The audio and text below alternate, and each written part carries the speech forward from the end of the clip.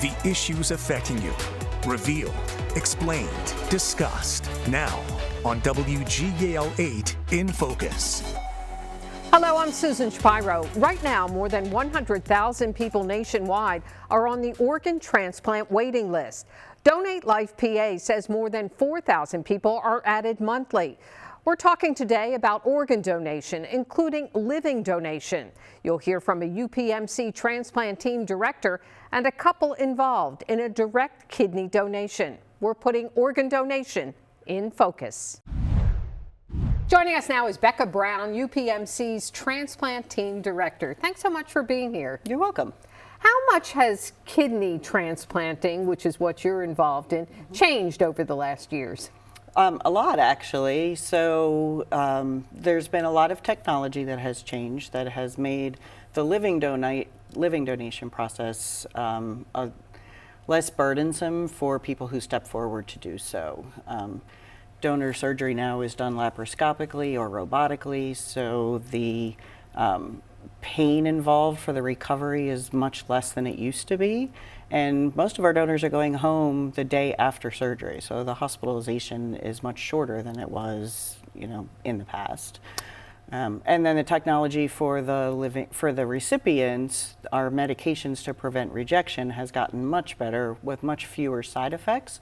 So people are keeping their kidneys longer and having less side effects to those medications. Who can be a living donor?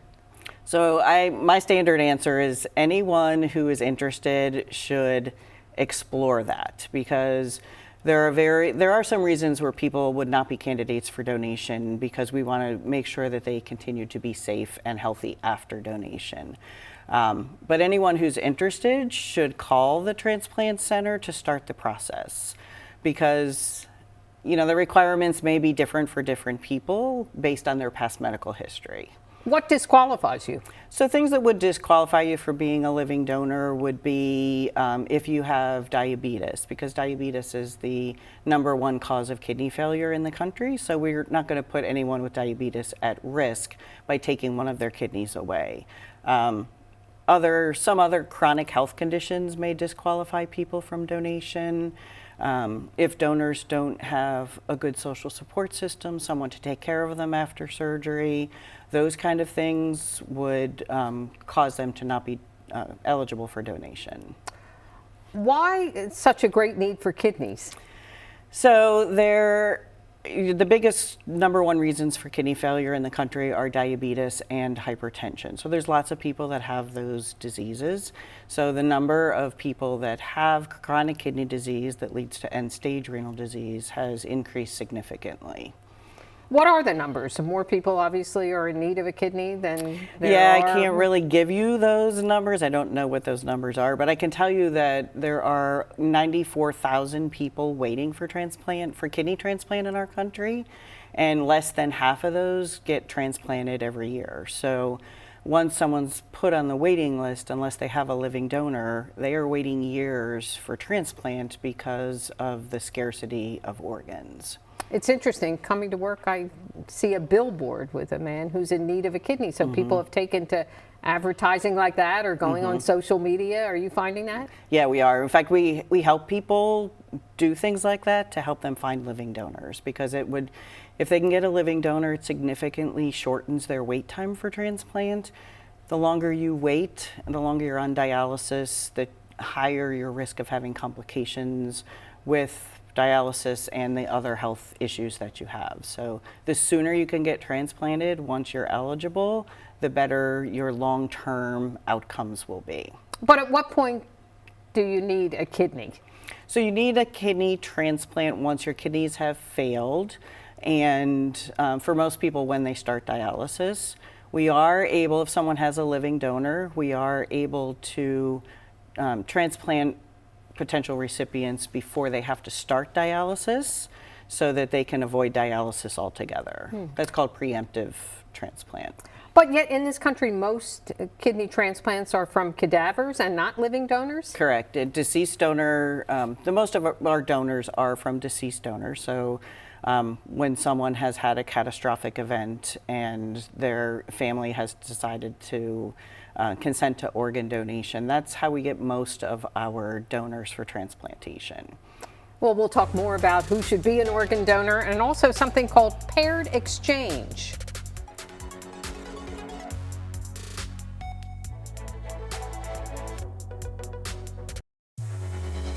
This is WGAL8 in Focus, coverage you can count on. We're talking about organ donation and transplants with Becca Brown, who's the UPMC transplant team director. I was amazed to read just about every organ in the human body can be transplanted except the brain. Really, we've come such a long way. We have. Is kidney the #1 organ that's transplanted? Yep, most people who are on the list for transplant are listed for kidney transplant. As you described, because of all of those diseases. What about becoming an organ donor? What would you say to people? So I would say that it's a wonderful thing that people do. To me, it's the most rewarding thing to see in my career, that someone, cares enough about another person to give up a part of themselves to make them better. Living donors come in all shapes and forms.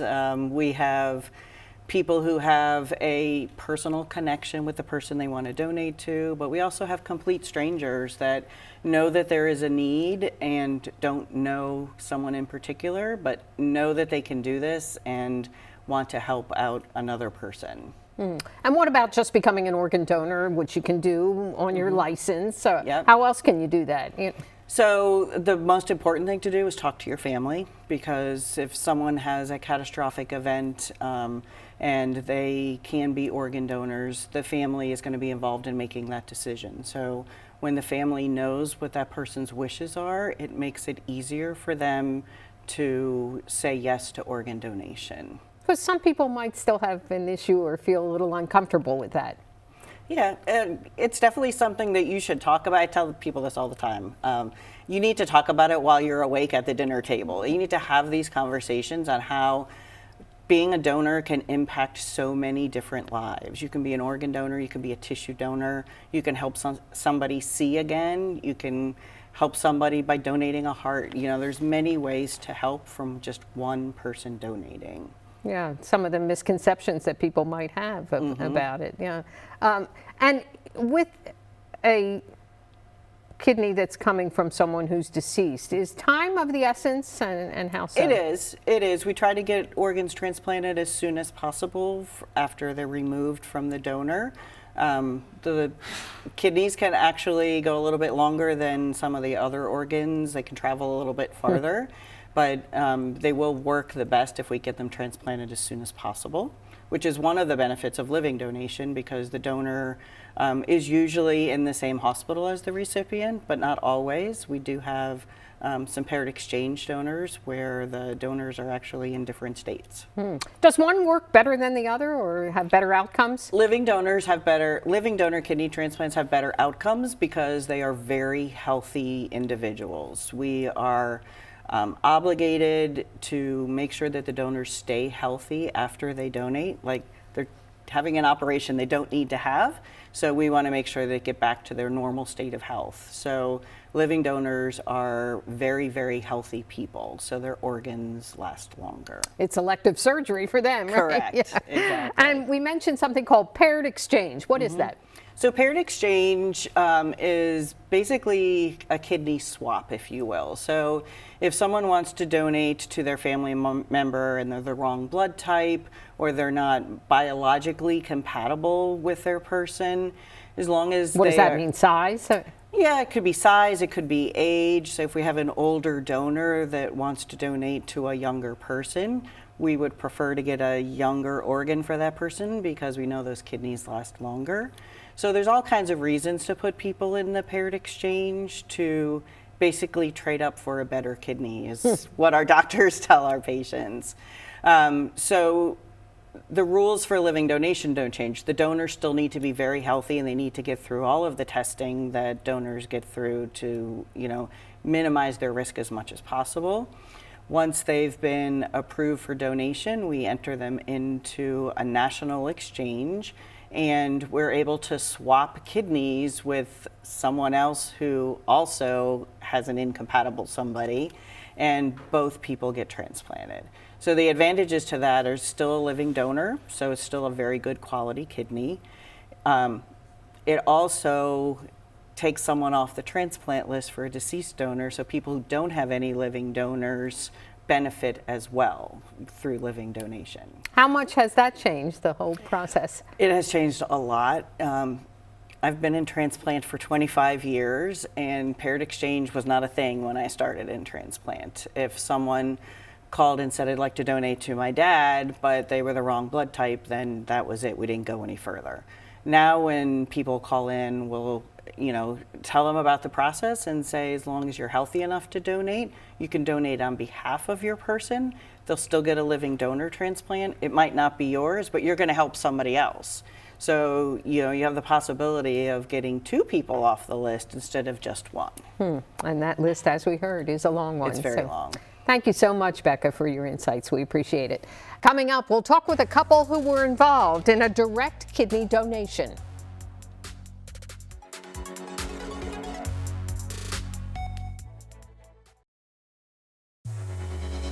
This is WGAL 8 in Focus. Coverage you can count on. Joining us now are Adon Orozco and his fiancee, Kendi Para, both of Lancaster. And Kendi donated her kidney, one of her kidneys, to Adon. Thank you both for being here. Thank you for having us. Adon, what was your diagnosis and when did that happen? Well, I was born with it. Familial nephritis is a chronic condition that's just passed down through family. So my mom was a carrier, and that gene passed down to me, so I was born with the disease. Progressively does get worse, so at the age of like 12 or 13, we had to get aggressive with treatment and ultimately needed a transplant at the time. At that age? Yeah, at 14, yes. And you got a kidney from your father? Yeah, my dad was gracious enough to donate his kidney. He had no hesitations and was right there with me through the whole process. And how did that go? Obviously, that lasted for quite a number of years. Yeah, it lasted for about 24 years, so it was time for another. What were the symptoms of this disease? At the end, when the kidney gets worse, I get really anemic, really sleepy, really tired, some cognitive things like forgetting how to do things or just forgetting how to talk to people in a sense. So it gets really hard, but mostly it's the anemic part of it, just getting really tired and wanting to sleep most of the time. Did you ever need dialysis or have dialysis? Luckily, because of Kendi's donation, I stayed away from dialysis. Through UPMC, they were gracious enough to go through the process, plan everything accordingly, that I stayed away from dialysis, maintained the right diet until it was time to get the transplant. Now, you two have known each other for many years. Kendi, did you know, obviously you probably did, about Adon's condition and what that was doing to him? Yes, when we started first studying, he did mention it, that he had a kidney disease and eventually he may need one. So I told him at the time, if we are compatible, you can have one of mine. And it just became true. And what made you say that? I always thought if I don't need both of mine to live and I'm okay, and he needed one, then why not? So, and everything worked out the same. So. What did you think when you heard that, Adon? Well, I got to marry her eventually, right? No, worked out great. She's O, a universal, I'm A, so it worked out perfectly. And you can never thank her enough for donating it. We have kids together, and I think we're just blessed for it to happen the way it did. In life and death, right? Yes, definitely, yes. If you take that vow, that's for sure. So you didn't, it sounds like you didn't hesitate. No, I'm usually like a kind of person that have to think things a lot, but that was one thing that I said, I'm going to do it. And I mean, they ask you and you go through a lot of steps to go in it because you have to make sure you're healthy, but I told them from the beginning, yes, I'm 100%, I don't have any hesitation with it. What was some of that preliminary work that you had to go through? They do a lot of testing, and I had children before, so I thought, how much more can it be? They test you, they have to make sure your organs, that you are compatible, first of all, that your blood is not going to be difficult to have his blood type and my blood type is not going to have an issue. But there was a lot of testing and just making sure, even days before the surgery, they test you again to make sure you're still compatible at that time. So just a lot of testing, things they have to make sure that you're healthy yourself and that it's not going to be an inconvenience on your life if you do so. And what about the psychological aspect? Did you feel like you were asked questions about that in terms of, how this would impact you and your relationship? They do ask you a lot that you don't have to feel like you have to do it, like just because we're together and then you can change your mind anytime. But it wasn't just psychologically. I just, it got to a point that he got really sick, so I was more worried about him getting it done and him being healthy than anything else. Like I said, we had children, and they could tell that he was tired, and they were asking, what is dad doing? Like, he's sleeping because he's tired because of the disease. So it was just to a point that I wanted him to be healthy more than anything else. That's quite a gift, and but I imagine that puts a lot on you Yeah, definitely. to have to, to accept that from someone. Yeah, so you live your life, you try to give back, you appreciate every day. I mean, we have kids together, that's the whole reason why I definitely wanted to go through the process, because I mean, you could say no, right? But how do you live? And how do you support your kids and family? I think it's important just to have a goal in mind. All right, well, stay with us. We'll talk more about the surgery and what went into that and what your prognosis is.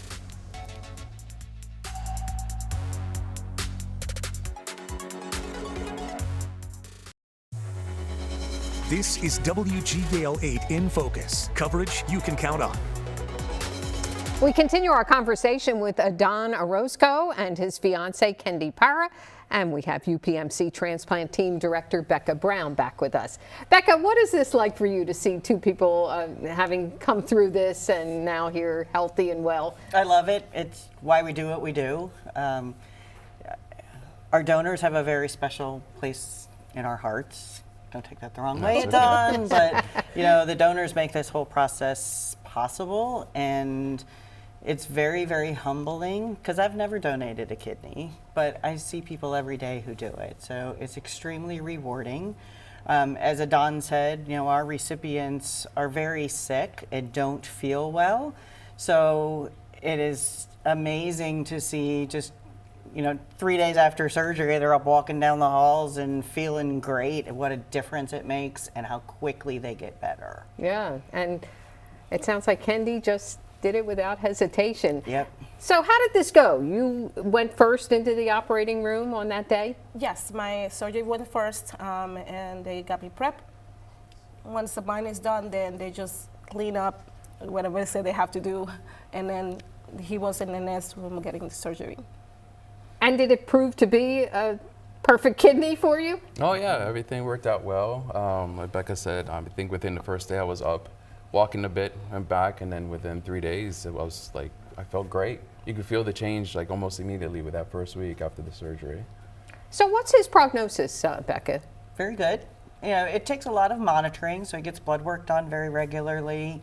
As he said earlier, you have to take care of yourself as well as your transplanted kidney. So you have to do all of those routine things that people should be doing to keep themselves healthy, donors included.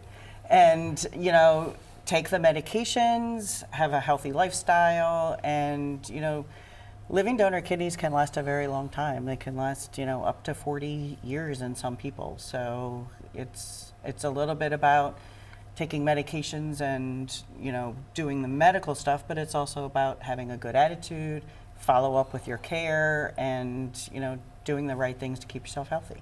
And does the donor, like Kendi, have any restrictions? Just very few. There are some medications that we recommend donors don't take because they can be hard on the kidney. So we ask all of our donors to call if they have problems in the future, like call to make sure that it's okay to take that medications before you do. And just basically age appropriate testing, making sure that you're doing all the things that you need to do as a healthy person. I love this. I've got this in my hands, a scrapbook of sorts that you give to the donors. We do. Yeah, and it has all kinds of photos in here of the surgery. That's so nice. Yeah, it's a great thing just to kind of see where you started and where you've come to. So all our donors love that book. Kendi, what would you recommend to others if they might be in this situation or might be thinking about it? Ask questions. You can always call. They were always very welcoming, and any questions that you had, any issues that I had, I always could call, and they will always reach out to me and tell me. So if you have questions about it, if you're interested, just call and ask. It doesn't hurt. And if you can do it, do it so, because you can change somebody's life. And in good ways, and there's never a negative coming back from that. And you must be so grateful. I mean, Oh, how do you put definitely. that into words? Well, I can't. You know, it's just being appreciative. Taking care of myself is the way I give back. You know, it's a gift that I receive, so I got to be able to take care of it, follow through every single time, and yeah, just enjoy it and respect it. Yeah. I imagine your children are happy. You're feeling a lot better. Yeah. Yes, they take advantage of that time now. Yes. And you said you feel 100% better and you're Oh, doing yeah. things you couldn't do before. Yeah, so before the transplant, I couldn't really exercise. I was too tired. Now I'm exercising regularly, back into like walking, running, lifting, joining the gym again after the transplant. And I won't say I feel new, although I'm getting older, but I do feel a lot better. I feel like I was like when I wasn't sick. A new lease on life, Yes, right? yes. Yeah. Well, thank you all for sharing. We appreciate it. I appreciate it. Thank you. Thank you for joining us for WGAL 8 in Focus. For all of us at WGAL, I'm Susan Shapiro. And join us again next Sunday morning at 11 o'clock for WGAL 8 in Focus, right after NBC's Meet the Press. And you can watch each episode of In Focus, plus WGAL's latest newscasts, original programming, and more. Just download the Very Local app and stream for free on Roku and Amazon Fire TV.